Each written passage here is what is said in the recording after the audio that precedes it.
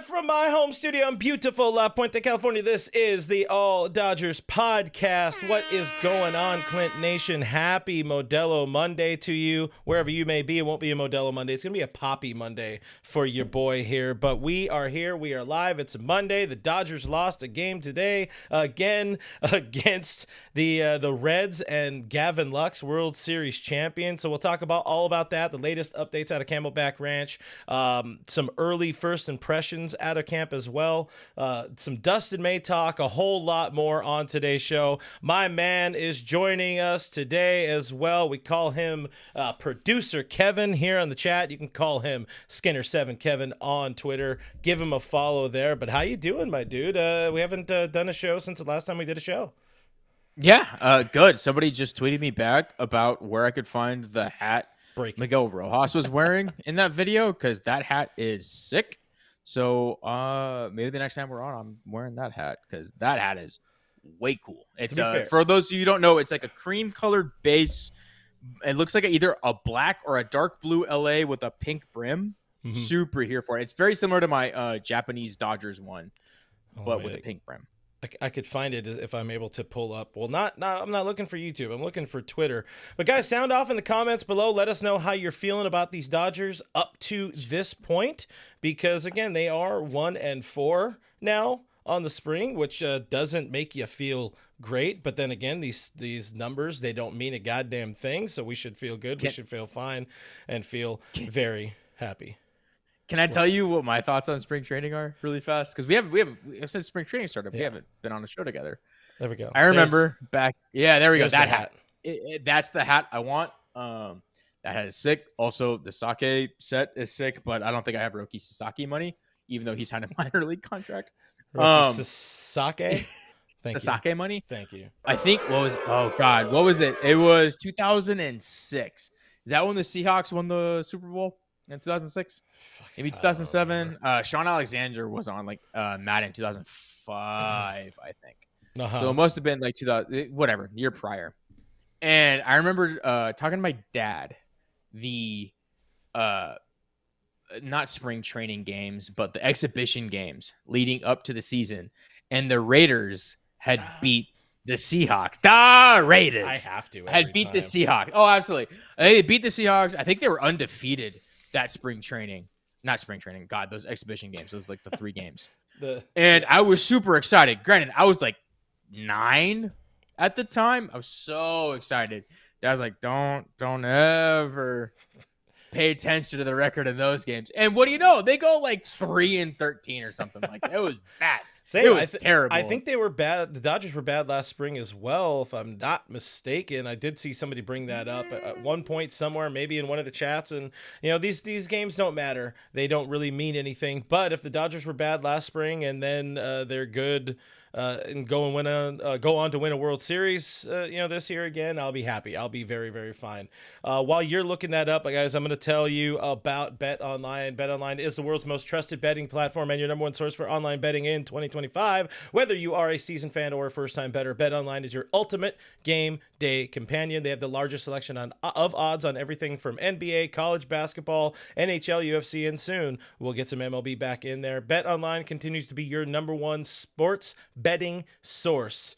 This I promise you, because they told me to say that. But every three-pointer to hat trick, BetOnline has you covered with odds, stats, and more for every game, every play, every win. BetOnline, the game starts here, and the show is back. We got a super chat. Richie Flores, $1.99, says pitching has been great. Sincerely, Lance Lynn. And ouch, getting it early. Yep. No, he hasn't been I don't.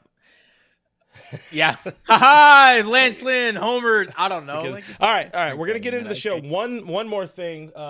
Celebration isn't in order again, because guys, we have passed now 12,000 subscribers on the channel. Let's go. It feels like it was just a couple days ago that we passed 10K. So thank you very much. And I am classy. I'm drinking apple juice out of a Jim Beam thing. Yeah.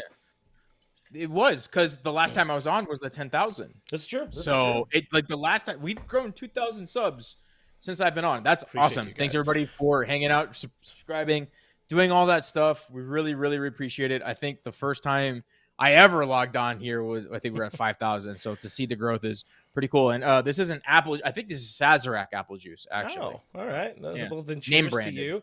And guys, sound off in the comments. Share the show for people, and actually comment when you started watching the show, when you first found us. Oh, If yeah. it was before Kevin joined us, which happened. I brought you aboard just before opening day or somewhere around then. We have BKE and AK. So before Kevin era and after Kevin. Yeah. Oh, God. All right. Baseball happened today. We got some updates out of Camelback Ranch. Why don't you walk us through the day at CBR? Yeah. So the Dodgers, again, continuing their trend of World Series hangover. Another loss today. It's fine. They beat the Padres the other day. So we're all living high off that. One. That's the important thing. Absolutely. Exactly. If you've heard anything about anything in any Dodger circle ever, all that matters is we beat the Padres in spring training. Zyhir Hope again gets another pinch hit single. Not another pinch hit single. He gets another hit via a pinch hit single. He's, I don't know, I wouldn't say making the most of his opportunities, but at least with the glove, he definitely is. Mm-hmm. Gets an Oppo Taco the other day. He's showing why he's a highly touted prospect in the Dodgers organization. However, like Jeff and Clint said on we said on Locked On last night, Locked On Dodgers, thank you. He's not ready right now. No. He's 19, gonna be 20. He'll be 20, like not this year, probably not next year, maybe the year after that. What are your thoughts? What have you seen from Zyhir Hope that either give you hope or pause with the Dodgers' top prospect? My dog does not like Zyhir Hope. That is some Hope hype right there. He is a big fan of Zyhir Hope. Hold on, we're gonna get to that super chat because that is a great super chat from Victorious Secret.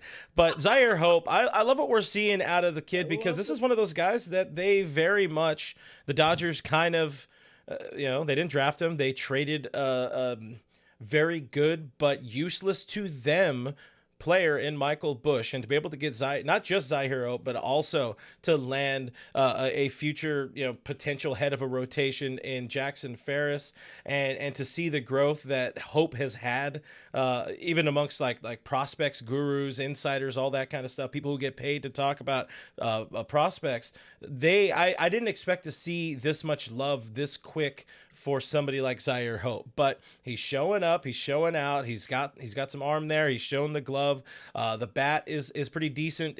Opposite field taco on as if you're saying it the full way, that's the full proper way, opposite field taco.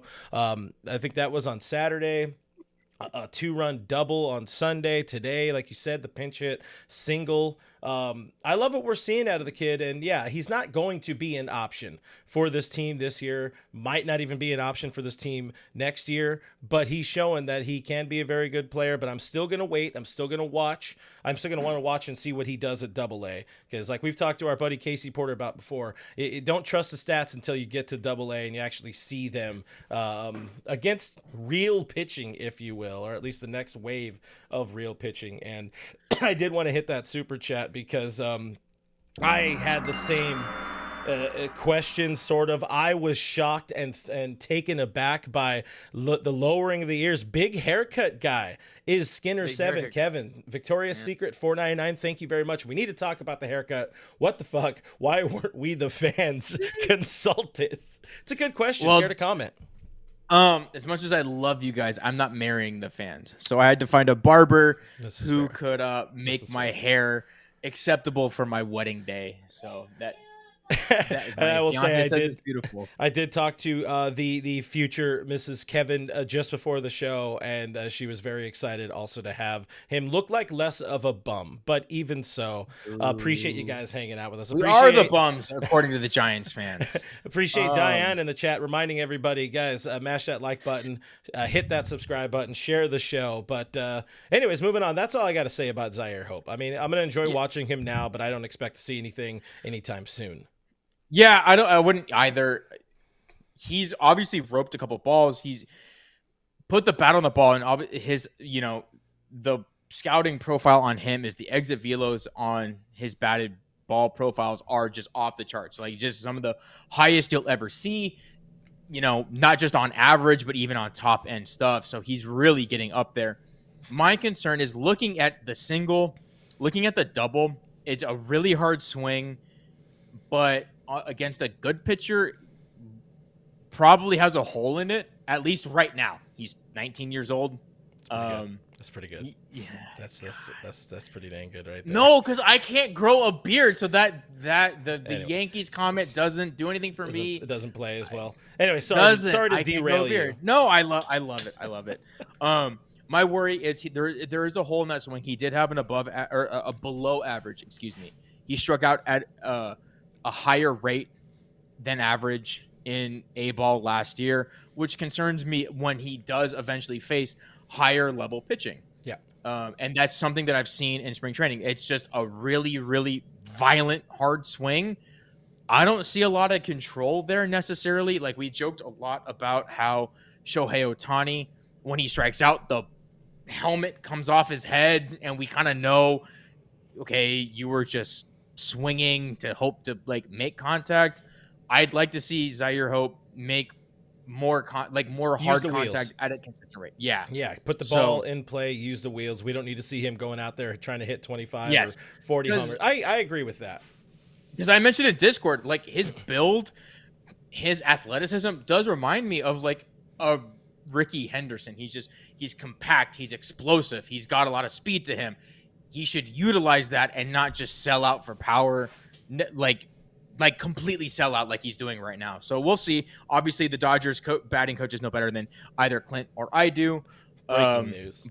Breaking news. So we'll see how he develops. Like we said, he's not going to be ready this year, not going to be ready next year, most likely, potentially year after that, or if he's ready next year, it'll be a September call-up. The other gentleman that made Zyhir Hope didn't make his debut, but the other gentleman that we were all watching today against the Reds was Tyler Glasnow. Good to see Glass back. Was shelved in August due to some elbow inflammation, which had every single Dodgers fans on pins and needles. Started off great, struck out 2 guys, then the wheels more or less fell off as they could in spring training. What did you see from Tyler Glasnow? Oh my God, that hammer curve is so sexy. We saw that nasty hook. Of course, for people that are listening, this is definitely a show worth watching. We got the video from Pitching Ninja showing off Tyler Glasnow with the nasty, as we call it, the hammer curveball there to strike out Matt McClain of the Reds. Listen, it's spring training. Once again, we've seen better outings for sure, but the positives. He was out there. He was healthy. We haven't seen him since mid-August on the mound in a Dodgers uniform, so we feel good about that. He felt good, and that's probably one of the other more important things. He said he felt sharp. I feel good. That was the quote. It's worth remembering or reminding ourselves that he is implementing some changes. Mark Pryor, pitching coach, said yesterday to reporters he called it biomechanical changes.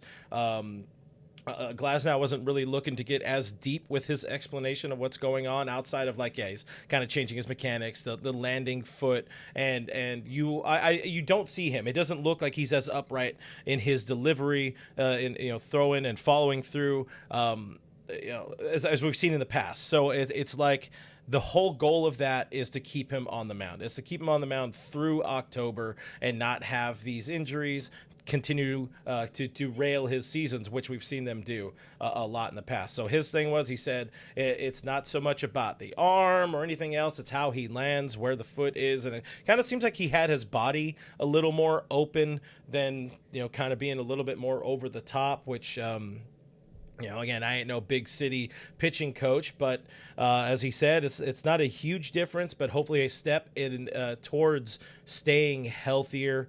To add to this, Dave Roberts liked what he saw, but of course, Dave's not going to be like, hey, this guy sucked ass today, screw this guy. The quote from Dave, I thought Tyler was really good today, and with where he's at right now, I couldn't be happier. One last thing, though.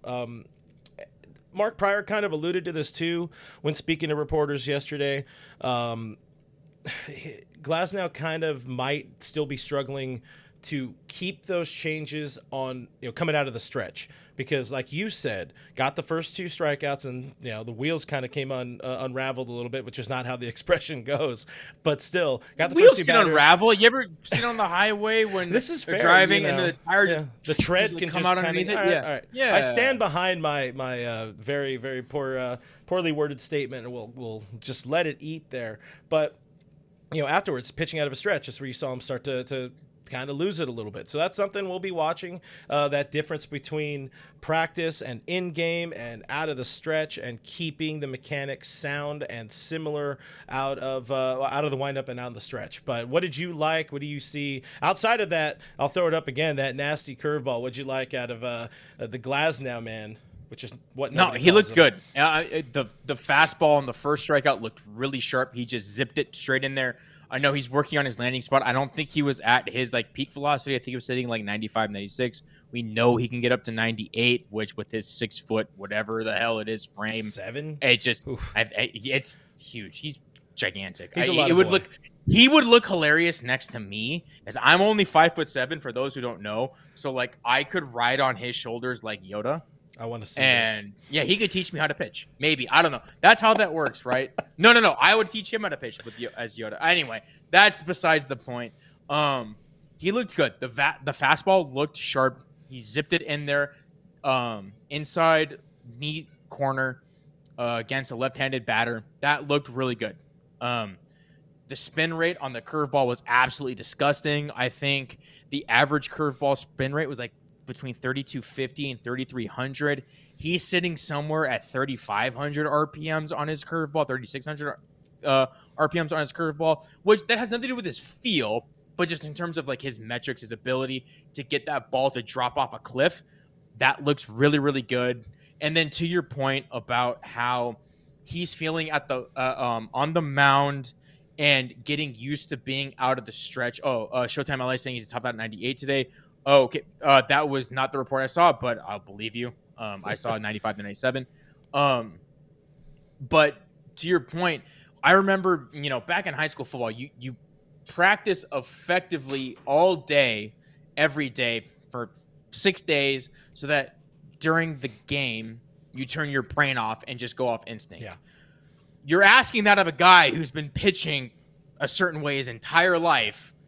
And now all of a sudden, hey, you need to change the mechanic. That's a change it's gonna take a second. Yeah. So I don't to see him struggle. Not a concern whatsoever. I think more than anything, the 2 strikeouts and him feeling good out of the outing are the most important takeaways from this.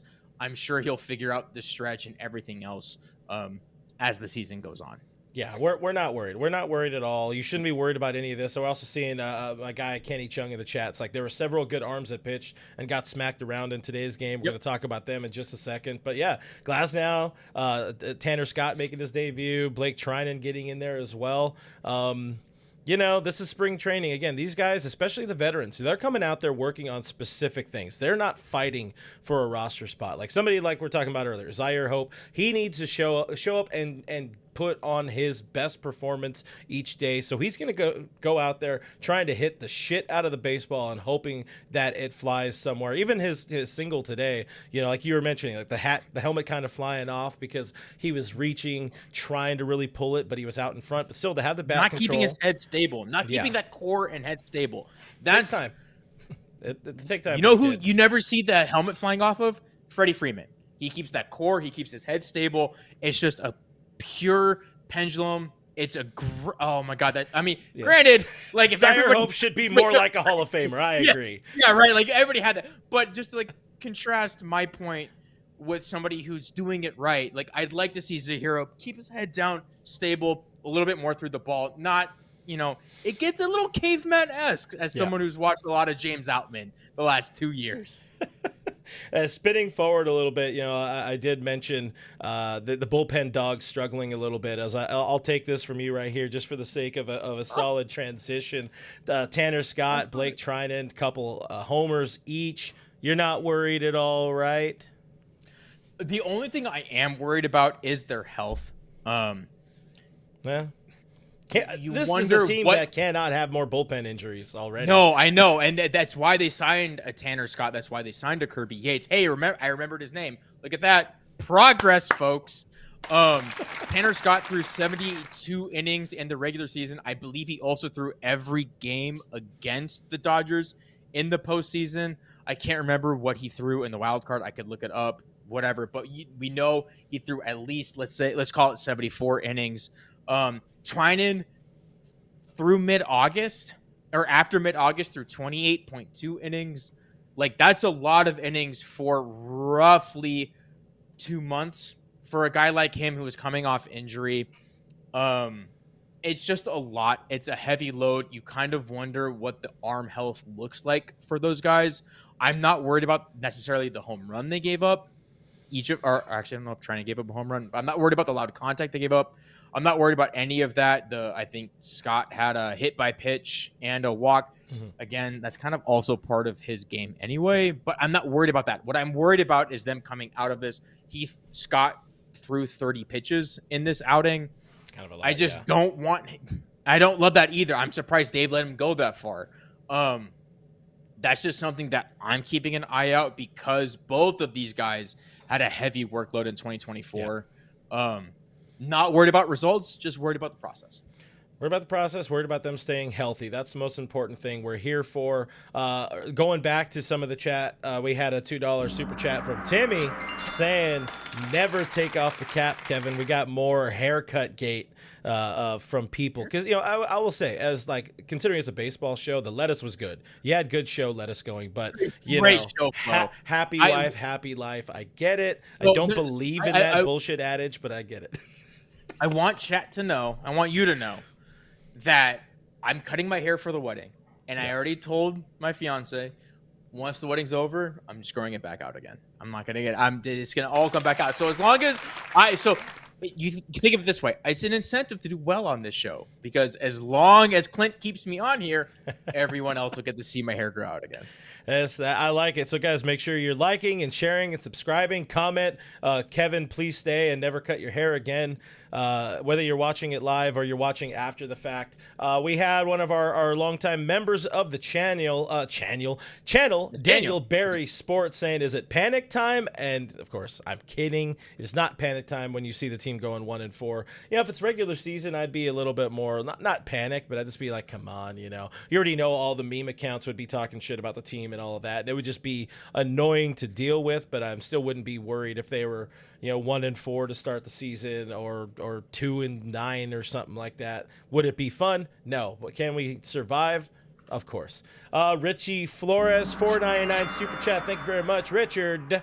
Saying, so Kevin can get an acceptable haircut, but not an acceptable Dodger-themed backdrop. Mix in a Dodger shower curtain, Kevin. Listen, no love for the back. He has the most dynamic background here. He has a fiance who is working on cooking. What was it again? She said different pastries each month. And she has a kid. So, yeah. So my fiance's New Year's Eve resolution is to bake a different. Yeah, I guess it is a pastry or something just like a baked good. Baking. Okay. Every month. So you guys see, but his a fiance getting baked in the background. Yes, exactly. I'm getting baked. If nobody else heard, it's a fancy one, so it's not like a brownie, or it's not like Very pinkies so out. It's something with a little bit of effort thrown into it. So. Quickly before we move on, I just want to shout out a lot of our friends in the chat: Carnivorous Lunar Activity, IB Strokin, Kevin Uhas, Nando390. Good to see all you people in here. Already had a shout out from Kenny Chung in there. Nicole Taylor correcting us. Glasnow standing at 6'8", so it would be even more hilarious to watch you. Essentially, you could be his backpack while he jumps. Literally, oh my God, can I be Tyler Glasnow's backpack, please? If anybody knows Tyler Glasnow, have his people reach out to my people, and we'll create. Listen, I'm going out there. Skinner 7 Kevin backpack. We'll be out there in 2 weeks. Alana and I will be out there in 2 weeks, and I'll corner him and say, "Can my co-host for my other show ride you? Does that work?" Yes, we'll work on the verbiage there. DJ Jesse ride you on a run. DJ Jesse saying spring training. Yeah, at spring training. Guys, let's move on. The people who don't regularly watch a show are probably already going to be annoyed at us for having a little bit of fun today. It's been a while since we've had just a kind of, let it breathe kind of a podcast. So I hope you guys hang out with us again. We just passed 12,000 subscribers. Sometimes you get these if you are new here. We're having fun. We're just some bros talking baseball with some bros and some broettes here in the chat. Appreciate you guys hanging out with us. But yeah, we have camp. We have first impressions. This is our chance to see some first impressions, camp impressions.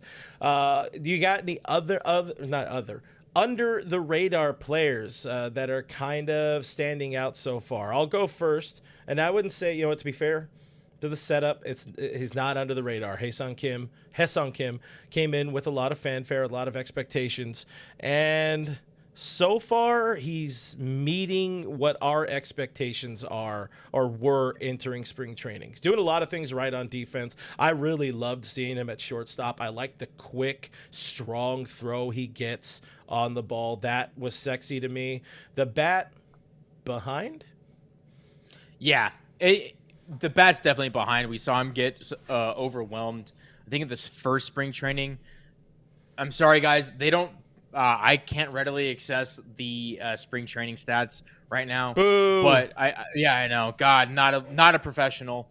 But yeah, he did look a little overmatched against MLB caliber pitching, at least at the plate. The glove plays, I think he committed an error today, if I remember correctly, but it was refreshing to see him make plays up until this point. He's got a lot of range. That arm, like you talked about, we've seen a lot of Kike Hernandez, Miguel Rojas, Mookie Betts, even guys that don't have the strongest of arms. I mean, hell, we're used to JT at the hot corner. That's fair. The opposite of a live arm. Seeing somebody who can actually reach range to his glove backside spin and like zip the ball into either first or second is really, really refreshing to see. Excited about what he can do on defense. But yeah, the bat is definitely not MLB ready. I mentioned it when we asked this, like I think 2.5 weeks ago, whether or not, or like who could be left off the roster. Hyeseong Kim was my pick. Yeah. I just don't know if he's ready to face Major League Baseball pitching, and that's not necessarily his problem. But if you look at it from a signing standpoint, if he was ready to hit at a Major League ready level, more teams would have been on him. Yeah. They would have signed him for more money than what the Dodgers got him for. Like the Dodgers got him at an absolute steal. I know he said that, why wouldn't I want to be here? The Dodgers are the best organization, but if a team is offering you a major league contract, a guaranteed major league contract for some real money, I'm sure he would have taken it. So yeah. I think all 29 or all 30 organizations know what he is. He's a plus glove, potentially a plus glove, and you hope a league average bat. And that's what the Dodgers are banking on. Yeah, the bat's going to be a work in progress. Worth noting. Did sign a major league deal, but yeah, he could have got that kind of a major league money. deal with minor league options. I'm sorry, exactly. There you go. That's such a weird distinction. It is very peculiar the way that usually you don't get that out of players coming from out of the country, but he really wanted, like you said, he really wanted to be here, and the Dodgers really wanted to have that. Whether it is, I was talking about it. We've talked about it on the channel as well, but I was also talking about it a little bit on Dodgers territory recently. With, they need their next super utility guy. At least that's maybe how they're viewing him. Chris Taylor, this is definitely his last season with the team. Kike Hernandez on a 1-year deal. Miguel Rojas, you don't know if he's back in 26. He wants to play, but who knows how the body's going to feel a year from now. I see Keen mentioning Gavin Lux in the chat. He is a great Gavin Lux replacement at the bare minimum. Doesn't need to do a lot with the bat if the glove is good, but I'd rather see that glove, if it's going to be so good and the arm going to be so good, I'd rather see that like at short than second. But whatever it is, or however it ends up, it's just another potential body to help this team out, and that's one of the guys. Again, like he's standing out in ways that we expected. Is Kim. Yep. But I want to see him make some more strides, or else we're going to see, like you had mentioned, he might not be on that opening day roster if they really want to keep Andy Pages on it. But not like Pages is helping himself too much so far this spring either. No, absolutely not. But they put that clause in his contract for a reason. Yeah, and he come on, like he's not an idiot. His agent's not an idiot. They know. They put that clause in his contract because he might not be ready to He if talked all of about, a sudden did you he made see the interview he did, by the way? It was in Korean, but he had said, like, the reason he put that in there is because if I'm not good, it's not fair to the team for me to have to force my way onto the roster. This is obviously like transcription of a transcription. Like, he's aware. Like, things become things. Yeah, things become things. It's a situation where he knows it, they know it. But also there are 29 other teams who could have offered him a comparable contract without that clause, and maybe he would have taken it. So, or even a little bit more money. So I'm just saying that he's done what we expect him to do. If he's not on the opening day roster, it's not a bad thing. He's a fairly young player who hasn't played in MLB yet, and that's fine. Hey, man, James Outman's been in the major leagues. I'm just clowning on James Outman this entire show, I guess, but I love the guy. He needs one every once in a while, you know? He needs to have those.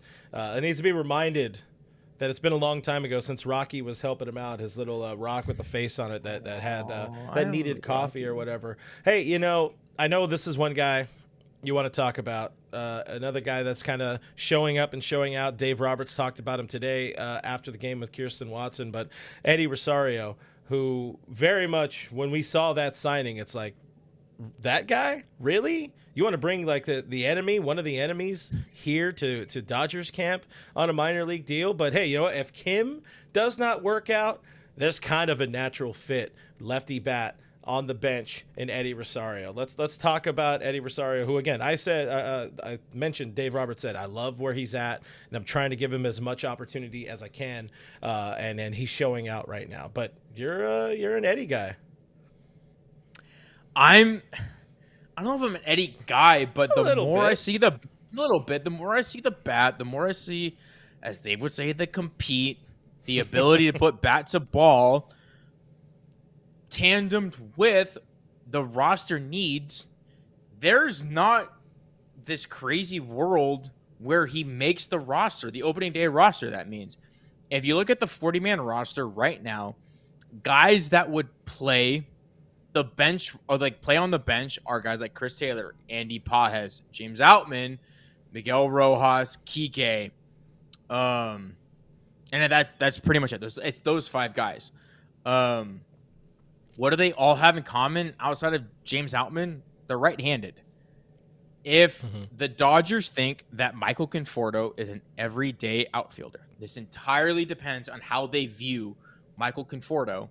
If they view him as an everyday outfielder, Eddie Rosario could very much become the left-handed bat off the bench, because otherwise it's a slew of right-handed guys with Chris Taylor, like I said, Kike, Miggy Rowe, Austin Barnes, who's already, like, we already know he's taking up a spot. Like, Dalton Rushing's not coming up and taking Austin Barnes' spot.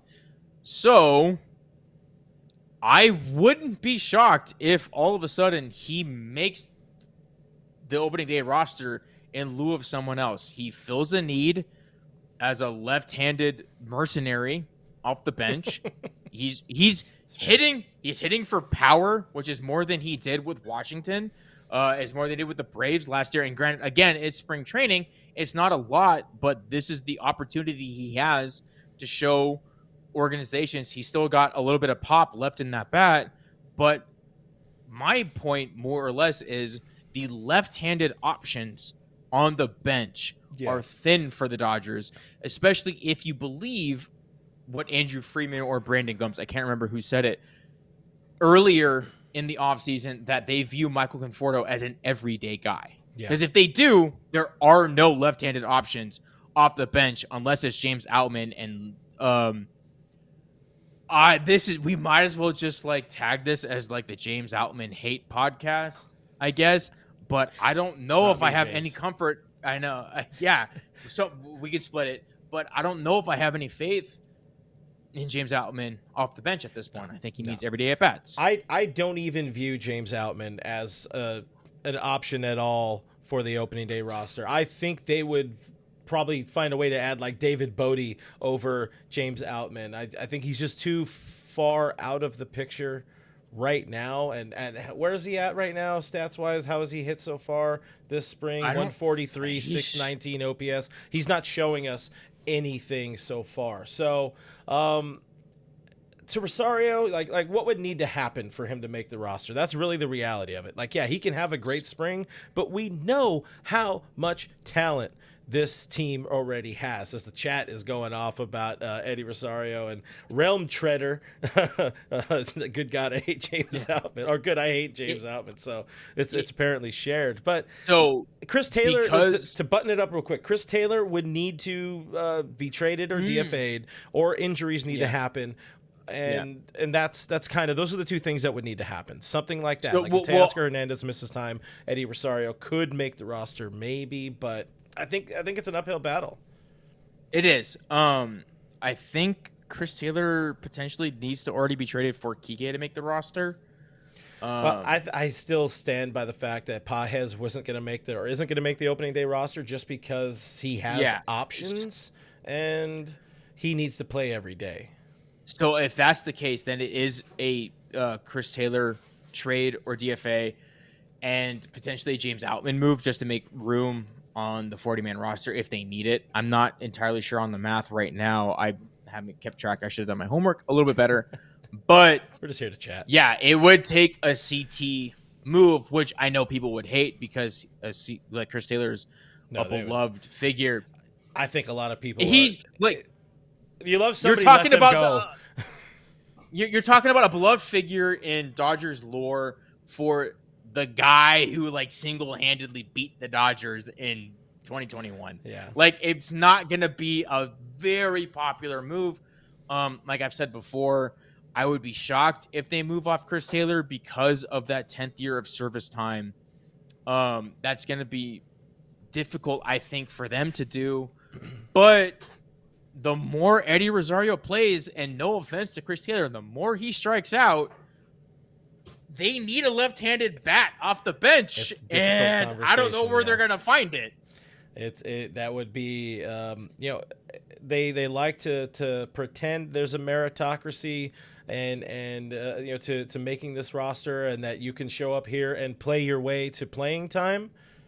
Whether or not we truly believe that remains to be seen. This is one of those things, though, where if the numbers are just so vastly skewed, yet they go with with the familiar, I guess, option with Chris Taylor, then the system's kind of rigged. And at least Eddie Rosario came here to work with the hitting coaches, kind of fix himself and get back on track. Because it has been a while since he's been a plus major leaguer. He did hit 10 homers last year, but that 2021 season was a while ago. His 15 triple debut with the Twins was a decade ago. He's not getting any younger. He's slowed down. The sprint speed has gone down in each of his MLB seasons, if I'm not mistaken. But then again, we are talking about the last guy. We're talking about the 13th guy in the position player last side. guy. Like he wasn't good even against right-handed pitching last year. He had a 543 OPS last year against right-handed pitching and a 415 OPS, which Padres fans would tell you Luis Ariz had last year in general. But it's pretty good. It's not like he's not necessarily the answer, but in this organization for a left-handed bat, I don't know where it comes from, especially if they can figure something out with Eddie Rosario's swing path, if they can figure out with his pitch selection, which we know they can do, because they've already signaled they want Dalton Rushing to figure out catching, and maybe a little first base. Like, that's not an option. He's not coming up to not hit every week or two. Like I'm just wondering where that bat comes off the bench, especially if you believe what they said about Michael Conforto. And that's kind of the crux of the entire argument. Yeah. No, I get it. I agree for the sake of the conversation. I agree with what we're saying here. I think they should be fair to Eddie Rosario. I think they should give him a fair shake, a fair shot at it. And we all understand what Chris Taylor has meant to this organization, but at some point in time, you do need to cut bait. And and maybe move on. I'm not saying that we're completely done with CT3 at this point, but No. that's kind of a reality. If this is a team that push is wants to coming to go out shove. there and keep winning World Series, you should give yourself the best possible roster. And again, we're talking about the very final guy on the position player side. So these are really just like, oh, woe is us type of conversations we're having. But this is what spring training is for. Chris Taylor makes a 26-man roster on 29 other baseball teams. Listen, saying. If he makes the roster, you should cut your hair. Oh, you already did it because he's going to make the roster. Son of a bitch. We got a couple more things to touch on, but before we get into that, I do want to tell you about our friends Underdog Fantasy. It's the easiest place to play all your fantasy sports, and it's now proudly, and they've been proudly helping support us here at the All Dodgers podcast. And if you guys are like me, you like to make some picks on your favorite sports, Underdog Fantasy offers a unique approach to fantasy sports with a simple pick'em style format, so it's easy to play. I promise you, you check it out, you download it, put the app on your phone, and it's very, very intuitive. And we'll hopefully be playing all together, some of us folks in the Discord this season. But let's move on. I don't want to make that about that. I want to make it about this. This is how it works. You pick between higher or lower on between 2 or 8 players. Mess that part up, but you just pick higher or lower between 2 and 8 players. You can win up to 325 times your entry. On the screen, you saw 100x. With our promo code, it's 325x, and that promo code is right there. All Dodgers, all one word. Enter that. New users get a free pick and up to $1,000 in bonus cash when you sign up, when you play. There's still time to get those regular season picks and predictions in before opening day. I've had this on the screen for a little while. Dodgers leaders and homers and pitching wins, innings, all that kind of stuff. It's all going to be on their RBI. Check it out. Sign up at underdogfantasy.com today. Download the app or just click the link in the description below, or use that promo code All Dodgers. Get your free pick and up to $1,000 in cash, bonus cash. Links, again, all the links are in the description. Links to everything. Links to your address. They're in the description below. Thank you for hearing me out. Thank you for helping support the things that support us here at the All Dodgers podcast. But let's get back into it. Like I said, quickly, we have a couple of things I want to touch on. It's been a while since we've had a show where we're just kind of letting it eat, so I appreciate you guys hanging out with us. Like, share, subscribe if you enjoy anything that's going on. We try to make this a fun, upbeat show where we have some conversation. There's 2 people here. We bring the chat in. We have fun. And Michael asking an important question. What's for dinner, Kevin? We'll get to that. Actually, let's do that now. What's for dinner? Pasta. Just a Trader Joe's pasta. We were gonna do burgers, but ran a little late. Couldn't just fire up, the cast iron or whatever and cook it. So we're gonna do pasta for tonight. Well, I don't know what I'm having for dinner yet, but I know I'm enjoying my Poppy out of this product placement. Ooh, Poppy, your people this product placement, which is coming soon. Out of this product placement. Look at that koozie, folks. Also, we're gonna have this side. This is V1. Let's go. And there may or may not be a version that has Richie's signature voicemail sign off. So those are coming soon. Stay tuned. But like I said, I want to talk about a couple of other camp notes before we talk about something else. Bobby Miller, as Dave Roberts might say, he's on the come. Bobby Miller is throwing a baseball again today. He did. You have to assume that means he's out of concussion protocol, but we'll add one big hurdle for him, of course, facing game competition again, because he was just hit in the head a couple of days ago. So how does that affect him mentally when on the mound? That's what we'll have to see over the next couple of days or weeks as camp time kind of dwindles. Fingers crossed for the best there. But other notes there, we're expecting to see Will Smith and Freddie Freeman in the lineup this week. Of course, I had some opinions about Will Smith on one of the last streams. Go check that out here on YouTube. Somewhat divisive opinion, but not necessarily. Most people kind of agree with me about the team probably should be a little more open and honest about some of their injuries, but they don't really need to be. But with Freddie, we don't know if he's going to be playing DH or DHing or at first base. I think it will be DH because they're still, according to Dave Roberts, they're still kind of worried about him kind of getting up and down, jumping, and if he has to play and get a high throw coming back down on that ankle. They're a little still worried about, but both of them, all of them expected to be ready for opening day. So that much is good. And then one other thing, we are seeing the debut of Roki Sasaki this week, and we just kind of won't see it with our eyes because he's going to pitch in a backfields game, which I'm kind of annoyed about. But I do like this, and Kevin, I'm assuming you've also seen my narrative on this, that they went kind of hard in the paint. I don't know if they went hard in the paint. They're trying to hide him. It feels to me that they just want him to kind of get acclimated, but away from the spotlight, because there's already been so much spotlight on the kid.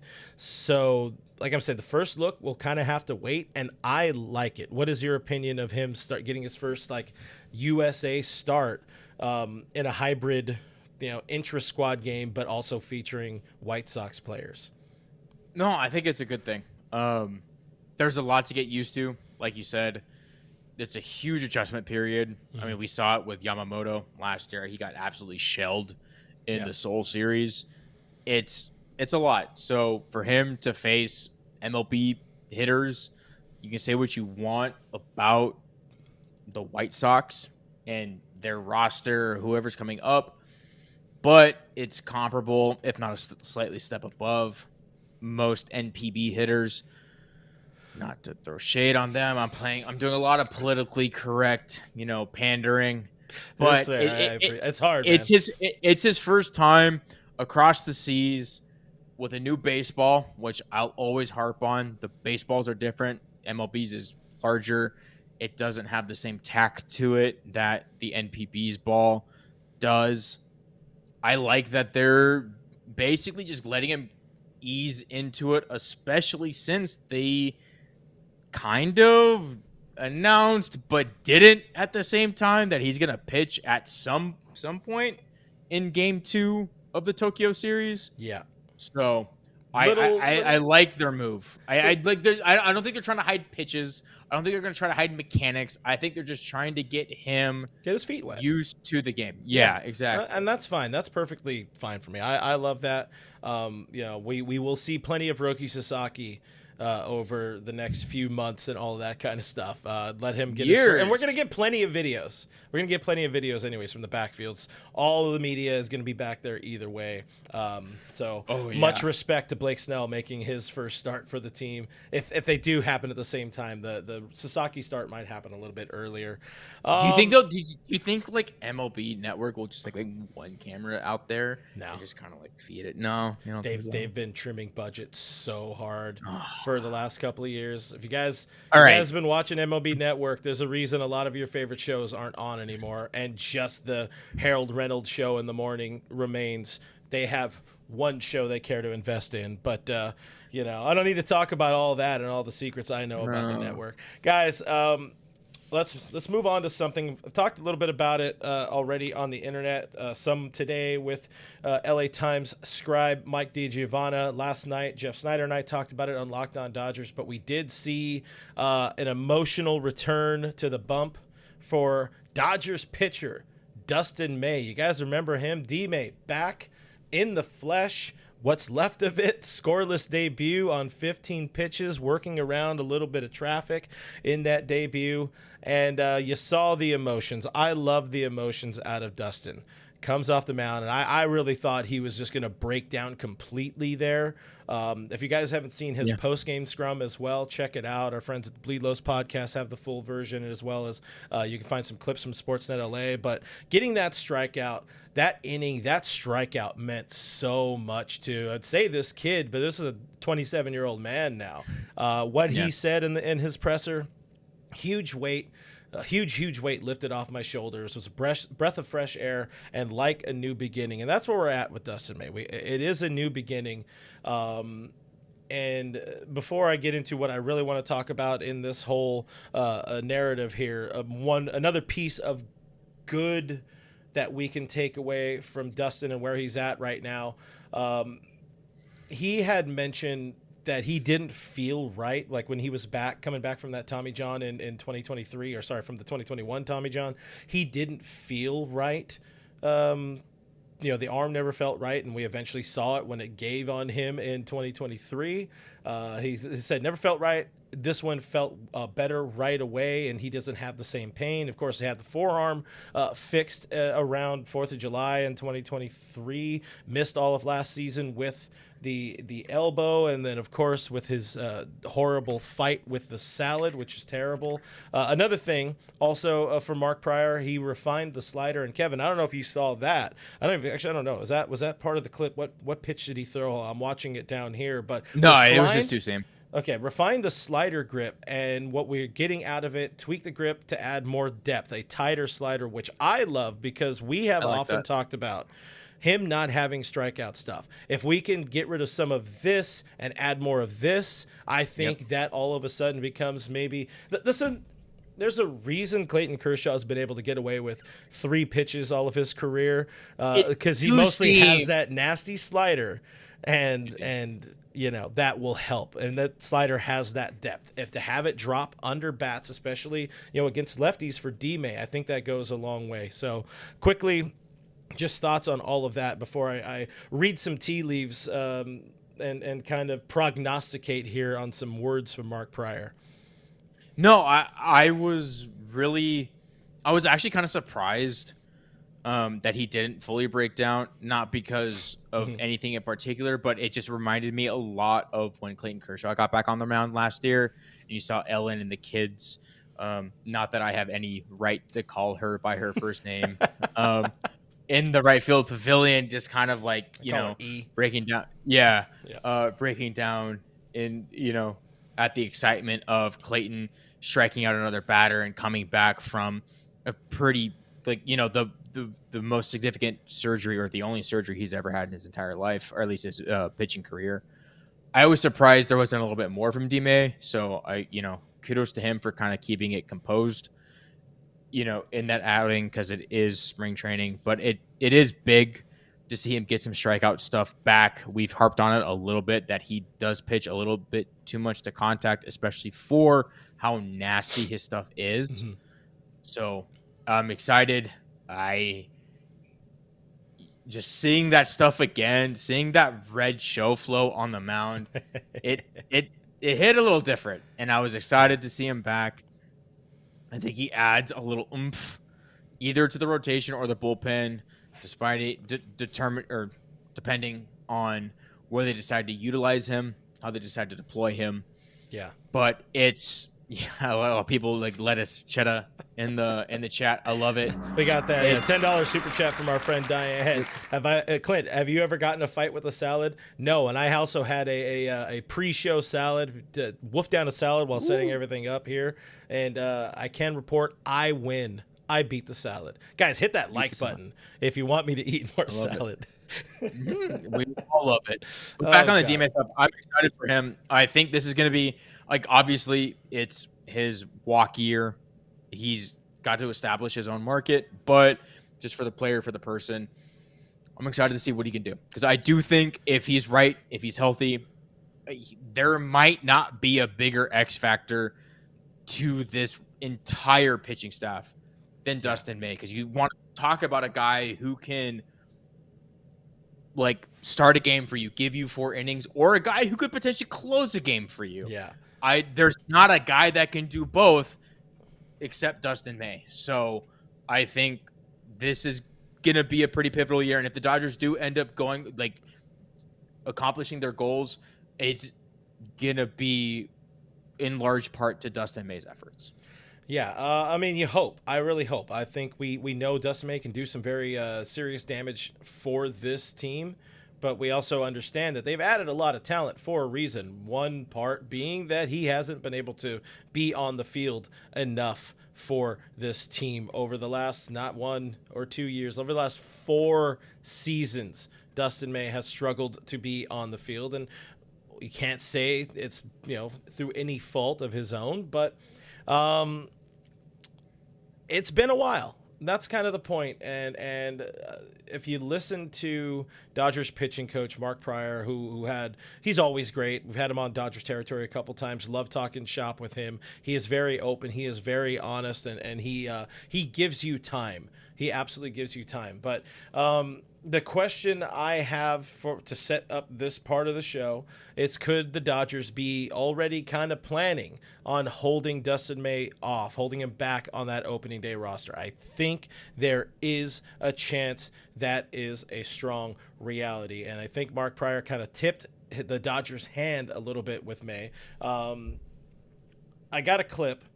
We'll play the clip in a second, but the way I'm viewing Dustin May is, again, he hasn't pitched a whole lot for a while. This is a guy who could be held back in extended spring training, could open the season on the IL, a lot like we saw Walker Buehler last year, who was coming back from missing the better part of a year and a half from Tommy John surgery. As he continues his recovery, it could really help Dustin May just to kind of maybe start the season back a little bit more, build up some innings, build up some more repetitions, more than he's going to get in a shortened version of spring training. So let's listen to Mark Pryor for a couple of minutes, and then we're going to put on our Dodgers interpretation hats, and then we'll be back and talk about it. But here is Mark Pryor, the pitching coach. Same with Dustin. Obviously, he got slowed, but it's something that was completely unrelated to throwing. But he also hasn't pitched a lot in 2 years, so his is a little bit of a different. He has a little bit different variable there. I forget, you made a handful of starts, in that 1 year. But again, he's going to progress. It might be a little bit more conservatively. Probably won't see us jump him, from one. We're not going to see us jump him 30 pitches, type of thing, or multiple innings. So he's probably going to take a very conservative, step up in his progression, but.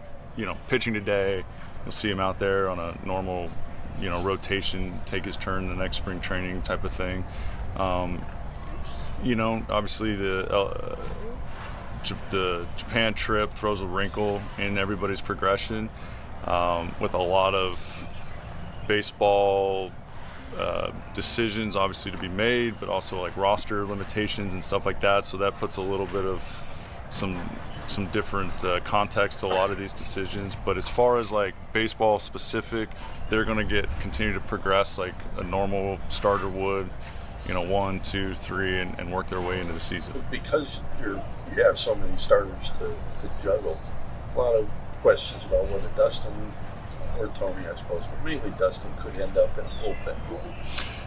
Yeah, I mean, again, right now we're building them up as starters, and then we'll see what happens in the next 3 weeks, and then if we have to pivot and make some different decisions, obviously,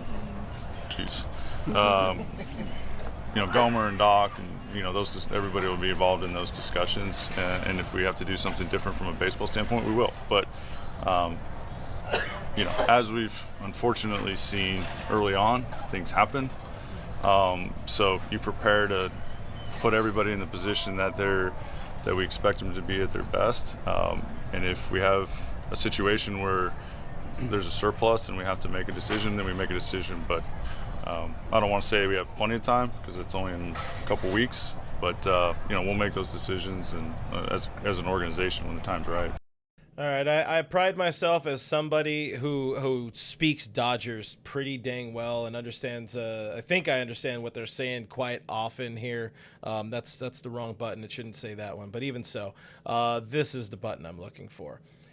Could it be the right call to hold Dustin May off of the opening day roster? And as frustrating as it may be for Dustin May, it could be the right call for now because, again, he missed a lot of time over the last year, the last 2 years, the last 4 years. Let's not forget last year, again, we already talked about it, had the esophagus injury, a tear that required emergency surgery. He was bedridden for almost 2 weeks, wasn't allowed to work out or lift or throw. And even up to that point, before the injury, he told reporters yesterday, after his return to the mound, he said, I was about to start facing hitters. We had just laid out the concrete plan for me to return, build up, face hitters, go into rehab games, and rejoin the team in whatever role.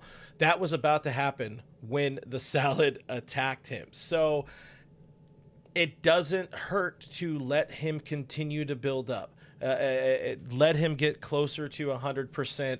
Even if he feels 100% healthy now, doesn't have a lot of reps. He hasn't thrown a whole bunch. It looks like he's kind of changed the arm angle, which is one of the things we talked about on Discord a little bit as well. It's okay, in my opinion, it's okay for him to take a little bit of time, kind of swallow his pride a little bit better than he was able to swallow. I'm sorry, it's so stupid. It's so bad to make the salad reference here, but listen, take a little time, get right, get some more reps, and then maybe be an option in mid-May rather than force an opening day, nod. So to you, did you hear things the same way? I don't know how deeply you focused on what Mark Pryor was saying there, but I love going back and listening to the words these people choose. And there's a lot of buzzwords in there about saying a whole lot without saying anything at all, but really the tough conversations and whatever makes sense for the club and all that kind of stuff. They're going to keep building him up as a starter. It feels to me like just giving him more time at AAA, even if it's for a couple of weeks, opening that season on the injured list, it's not a terrible idea. What are your thoughts? I would wonder, so at towards the end of last year, after the All-Star break, MLB started cracking down on injured list designations. And if a guy like Dustin May, who had if we're calling a spade, he was healthy. He was ramping up in July, had an esophagus injury. It's not arm related. It's not pitching related. I don't know if the Dodgers could put him on the injured list. And he definitely, he could get optioned, but he can reject getting optioned as well. I thought he didn't have an option left. He does. He can accept an option. He cannot. Nah, he wouldn't do that. He cannot get I think they can justify it. I think you can because it's the same situation with Walker Buehler. But Walker Buehler was in about the same position where maybe he was going to be. He had actually started a rehab assignment at the end of 2023. He started in 24 and it was bad. And then he missed the first month though. Still. And he was bad in spring training. Yeah, and he was bad in spring training. They attributed it to elbow inflammation and then a hip injury, if I remember the timeline correctly. I don't know if you can do that with Dustin May. He's at this point, he got Tommy John July 22. Well, you also got to remember the MLB was 23. 23, right? But still, MLB lets the Dodgers do anything they want now. Remember? Yeah, sure. If tinfoil hat and everything. I think they could absolutely make an argument to Major League Baseball to be like, this guy he said he was barely able to start working out and be fully 100%, feeling 100%. That happened on New Year's, around New Year. We are not even 2 full months removed from New Year's Day. I can see them being like, look, he hasn't pitched a lot for a while, missed all of last year. We're going to have him open the season on the IL, extended spring training, keep him there. He didn't miss all of last year because of an arm injury. He missed a good majority. He missed the majority of last year actually because of an esophagus tear. No, because he wouldn't have been back until August, and the esophagus thing happened. No, he was fine in July. Well, they were building. These were his own words. He said mid-August was the target for the return. He was just about to start on his rehab assignment. The day he went to dinner with his wife. The day he went to dinner is when the team and the organization had plotted out his next progression to, hey, you're going to face hitters, live BP, probably a sim game, go to a rehab, and then mid-August. Yeah, you know how the progression goes for this. Yeah, so again, the progression. I think to the question we see here on the screen, I think, could he be off the opening day roster? I think the Dodgers are going to do whatever is smartest for Dustin May, and he might not like it, and maybe it might not help the team immediately, to have him not available on the roster, because we know with Evan Phillips being hurt, Michael Kopech being hurt, the roster is a little thin. Where I was going is, I don't think they could designate him for an injury. I don't think they could put him on the IL. Not without MLB cracking down and going, why is this guy on the IL? He doesn't have an arm. He doesn't have an arm injury. He was ready, whether it be July, whether it be August, September. He was ready to pitch. We were talking about him returning. Yeah, I know for a fact we were talking about him returning in mid-September. We know his arm was healthy at that point. now he's had a whole offseason, unless something crazy has happened, which I guess it's the Dodgers, so maybe. But unless something crazy happened, his arm is healthy for better or for worse.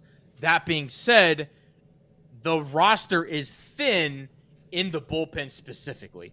Yeah, you know, just for opening day. Like just for the opening first day, exactly. Maybe 2 or 3 Well, weeks. you have guys like Brewster Gratterall out. You have guys like, Gavin Stone's not pitching. Like he's starting rotation. Riveran's not available. No one's like, we're not expecting Evan Phillips, Kopech. These guys aren't available. I don't expect, at least personally, the 13 men on the opening day roster to be healthy, or the 13 like best men, not to get, all marital on everybody, the 13 best men to be available through the entire season. But I expect Dustin May to be one of the 13 men available and healthy, and one of the best. So I don't think they can register him for the injured list, and I don't think he'll accept an option. I think he's going to have to be on the roster, and the Dodgers are going to have to figure out a way to kind of appease him between being kind of a long man. Maybe they high leverage him, depending on how, like we talked about earlier. Well, he could earn his way to it. Yeah. I mean, again, Trinan and Tanner Scott hold up piggybacking with off their arm health. Piggybacking off what you're saying here, I agree with that second part. They're not going to even try to extend an option to him because he's not going to accept an option. That's not on the table. I do believe that they can designate him on the IL. I think they can place him on the injured list if they needed to, and I'll die on that hill. We don't need to keep going into that. We have our differences of opinion on that, and that's fine. But it's also the other part, the last part you said I really like. It's like, and we've talked about it so much over the last year on the channel, people even saying it here in the chat as well. Is he going to be a starter or is he going to be a reliever? And that's the other big part of the conversation. This team, Mark Pryor, Dave Roberts, everybody, Brandon Gomes, Andrew Friedman, need to sit him down and be like, if you're going to be here, you're going to have to be in the bullpen. You're going to have to be a swingman, and that helps. That absolutely, could be a bulk guy. They're going to need that type of dude early in the season for sure. I mean, if he can get us 2 or 3 innings, and then be down for 2 or 3 days, that's fine. And then he's either huge. Somebody who can step in and help in the or in the rotation if needed, if there's an injury, or you just leave him in the bullpen. He plays his one last year, and then he's probably walking. But what do you got? Oh my God! So I just thought about this right now. Can you imagine? Like, I know Shohei throws with his right arm. Shohei builds up for 2 innings. Dustin May takes the other bulk of it. Just piggyback. Some length. Yeah. I know they both throw from the right hand side, but man, that's how you work each guy in. That's how you build them both up at the same time. That's how you build Dustin May up to be a starter. That's how you build up Shohei to be a starter. Is you kind of piggyback both of them. It keeps the bullpen healthy. I think it's gonna be something like that. I don't go like 4-4 each time. Exactly. Yeah, then you roll out Tanner Scott to close a game. Can you imagine? Oh my God, can you imagine? If that actually worked out, that would be crazy. But as we hit the wrap it up button here soon, it's wild. I was watching a Jolly Olive video the other day. Oh, does great work, and he was talking about one of my all-time favorite Dodgers and favorite pitchers, of course. The Japanese pitcher. The guy. I haven't watched that one yet. No, it's good. Why can't I think of his name right now? Was it Takahashi Saito? No, it was not Saito. It was somebody's gonna help us out in the chat. But anyways, the point is that he was somebody who was just like always 180, 200 inning guy in his short amount of work. As a Hiroki Kuroda. Yes, right. Hiroki Kuroda. How good Hiroki Kuroda was, and even like Kuroda did not get the love and respect he deserved when he was in LA. No. Of course, had to leave the organization because Frank McCourt didn't have money at the end of his tenure, so he went over to the Yankees to end his MLB career. But Kuroda was just was not the ace of the team. He was an outright dog for the team. But it's funny, the point of all of this is he's a guy who would just hit 200 innings, and we are not going to see a 200 inning pitcher ever again in a Dodger uniform. It's insane that Walker Buehler will be the last ever 200 inning pitcher in 2021, and that damn near killed him. Hey, literally, like, actually, Yeah. also, okay, like, chat, Maeda, Nomo, do better. If there was a Jolly Olive, if there was any video on Maeda or Nomo, Hey, all Kenta, over. Kenta deserves a video. Kenta's the man. I love Kenta-san. But 2015, 26. Oh, and him having to go to the bullpen. Hey, there you go, Dustin May. There's your hero. He was so good at the Maeda. bullpen. He just hated it. Oh my gosh. Well, PC anyway, 270 inning pitchers used to exist. Hey, get out of here, Grandpa, with your old back in my day. Yeah, it's a weird era. But to double it back, so I feel like we have a better punch and finish to this Dustin May talk. We don't have to make these decisions. Again, I would not be surprised if they found a way to hold him back for just a week or two, just to get him more reps, non-big league game reps. But also at the same time, I go back to something Dave Roberts said before. It was last Thursday or last Friday, a couple days before Dustin May made his return. Dave kind of made it seem like, listen, we're going to let it eat with Dustin. He's going to go out there. He's missed a lot of time. He's hungry. He wants to do it. Hungry is a bad word, but he wants to get out there, and it's like, just let it rip. It's grip it and rip it. And if it rips, you tried. Your arm fell off, you could find something else. Dustin May, he could hunt for money or something like that, whatever it is.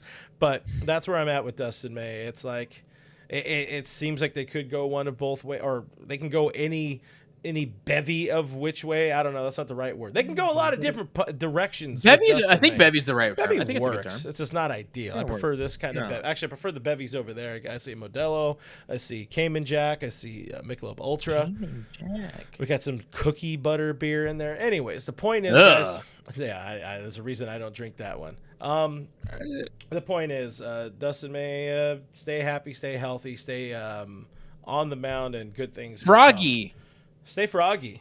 Stay froggy. Can we make a Froggy the mascot of the All Dodgers podcast? You stay froggy. Just get a little guy. No, I can't. I can't put a frog on this. But guys, I think that's about time. Rick saying he needs to stick his food in a blender. Yeah, I mean, man, I would have. He's training for a marathon. I would have a hard time getting back to eating regular. After my throat was torn by a piece of over lettuce. A salad. Salad's a weird one. You don't win friends with salad.